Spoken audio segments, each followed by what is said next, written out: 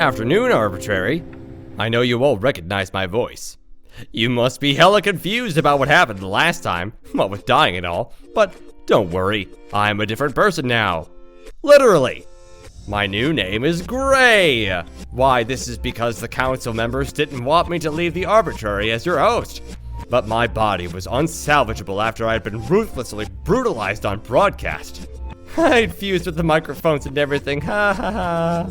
So, they just reincarnated me after pulling a gray out of my head, and put my very soul into that gray. So now I'm, well, Gray, with an E. Things have been awfully doomy and gloomy around here in the Arbitrary, so the council members wanted me to tell you things that would really brighten your days. I'm here to cheer you up. Always.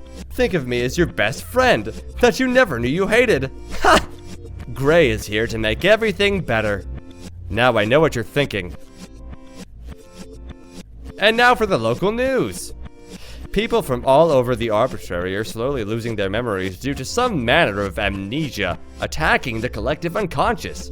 However, they are all forgetting the same things. Very, very simple and silly things, such as how to eat a bowl of cereal.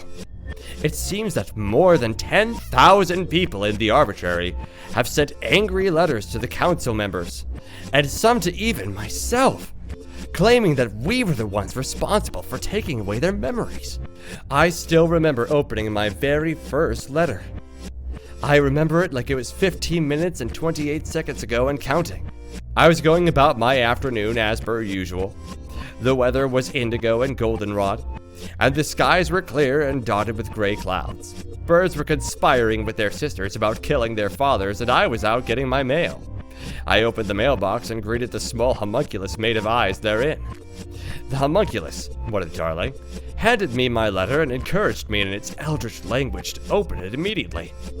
He claimed it was urgent, or at least that's what I imagined he was saying through his burbles and spickle barks. I opened the letter promptly and was absolutely astonished, flabbergasted, that I, Gray, was getting what I realized was hate mail. I had only been reincarnated a few days ago, I thought. They can't possibly already hate me. What was the meaning of this madness? The absolute audacity of it all. They were calling me a criminal. They were saying that I was a robber, a thief of memories. As I read the mail, I pieced it together in my mind and automatically understood what it was that was happening.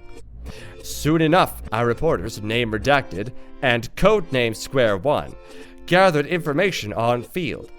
They found several worms made out of the remains of Turquoise's dead body trying to rematerialize consciousness by consuming the thoughts of others. Thankfully, the worms were devoured by name redacted, codename Square One wrote, and there were no further attacks against the collective unconscious. But oh misery, oh woe and misfortune, the damage had already been done. For some reason, the worms that were forming Turquoise took away from these kind men, women, and non-binary individuals the information that was necessary for cereal eating. Alas, they had forgotten how to dine upon their most important meal of the day. A tragic tragedy tragically traversing the tremendous Arbitrary had terrifically tottered to and fro. And so, even though I, the great and friendly Gray, was accused of stealing these very cereal-eating memories, I shall instruct the lot of you how to consume your breakfast meals in peace, so as to restore what you have lost. Yes, I know, I'm perfect. I am the best color of them all. Now then, allow me to walk you through the process of cereal eating. Step 1.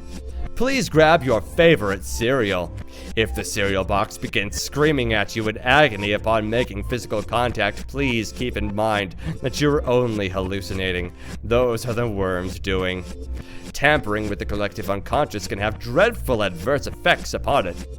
Please, place the screaming cereal box down upon the table. Next, you're gonna need some milk, silly. Please walk over to your fridge. Uh-oh. That was the wrong fridge.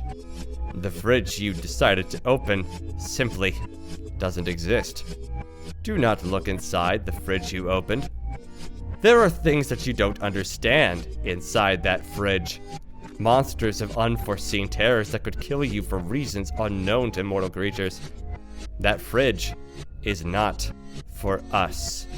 Please, close that fridge immediately. Good job, an excellent job. Now that you have opened the correct fridge instead, you should be able to see a gallon of milk. I'm so proud of the progress you're making. Do you remember the milk being covered in hands? Because I sure do. That gallon of milk is writhing and crawling towards you because it wants you to grant its deepest wishes. Immortality, political influence, and galactic control over all 3 known planes of existence. Above all, it wishes to be recognized as not just an atrocity, but a living creature. Kill it by opening the gallon of milk. If it tries to grasp you in a last-ditch effort to stay alive, have no pity as you take that very life away. Take off the lid and break our new friend's neck. Excellent job! You've opened a gallon of milk. It's all coming back to you, I'll bet. I'm so happy that we've come this far together. Our next step is to get a spoon, or a spork, optionally. It has been a long time since anyone grabbed a spork. You should grab the spork. Please, grab the spork. Grab the spork. Oh, that's interesting. I'm getting word from Codename Square One that people all over the Arbitrary have decided to grab the spork. While most seem fine, there are a few pretty preposterous peculiarities, if you will. Fish scales have started to spread across their hands and traverse up their bodies. One woman, reports name redacted, screamed in horror at her own transformation as her body became slimy and reptilian out of nowhere. Alas, her breathing became impossible as a new sea creature.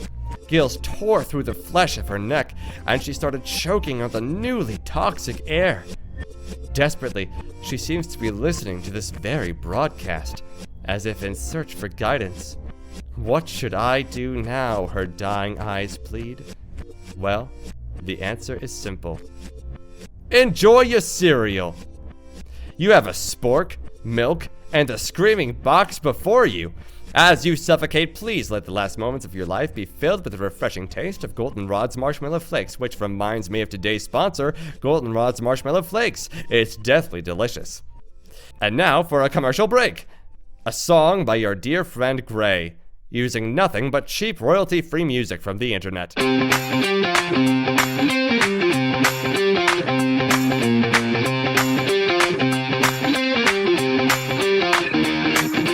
I can't believe that life has brought me to this point.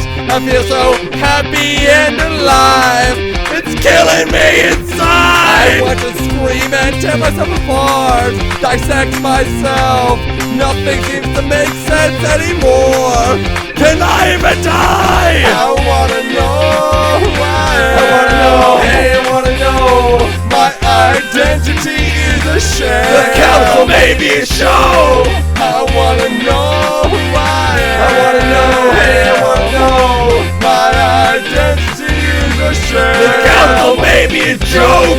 Was I brought into this world to bring joy into the hearts of those grievous? Or was I reincarnated to make those hearts pass on just so seamless? Where on earth did Crimson go? The one who took away my life. He's left town in search for autumn, the one who he wants to call his wife. What a lovely day it is to be torn apart by 7 heads of dead dogs. I can't wait to enjoy the pizza Lake Wilton and all its enchanting frogs. Now the time of twilight draws near, as the year brings us all to tears. I wonder how fortune will find us, to quell us in my deepest fears. I wanna know why. I wanna know, hey, I wanna know. My identity is a shame. I'll find out when it's time to go. I wanna know why. I wanna know, hey, I'll never know. My identity is a shame. I'm immortal, I just wanna die.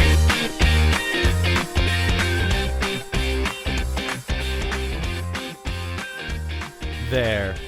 Wasn't that a lovely song? I sure hope it was, though I'm not really a professional singer. I hope that you could hear my happy smile through my voice. I'm so thrilled to be back again. However, I'm sure you'll realize soon enough that I never really left. I've been in all your hearts all this time, without you ever even realizing it. Isn't that terrifying to think of? That someone else could be watching you at any given moment without your knowledge? I hope that it's absolutely horrific, in a comforting sort of way. You'll never be alone now that Gray is here. Aren't I amazing? Now for the weather. As we mentioned before, the weather is indigo and goldenrod. Poor Cyan. Crimson took her life away far too soon. Indigo is rather upset over the death of Dolores as well, once it was broadcast across all of Arbitrary. Most unfortunate. But hey, I'm sure that she'll come around. Nobody can stay mad forever. But she sure is mad now, so you can expect some violent storms. Not to be confused, of course, with violet storms. If your veins start to protrude from your body upon making contact with indigo water, I apologize for the minor inconvenience. You'll be able to get your veins surgically removed from your body if you contact your nearest eye blob homunculus friend. They'll replace all your veins with small pipes they'll retrieve from the interdimensional portal within the other fridge. You know which fridge I'm talking about, silly. That should about wrap up all the time that we have for today, listeners. The next time your old pal Gray airs, be sure to listen for Storytime with Gray, the part of the show where Gray tells you a story. Afternoon, Arbitrary.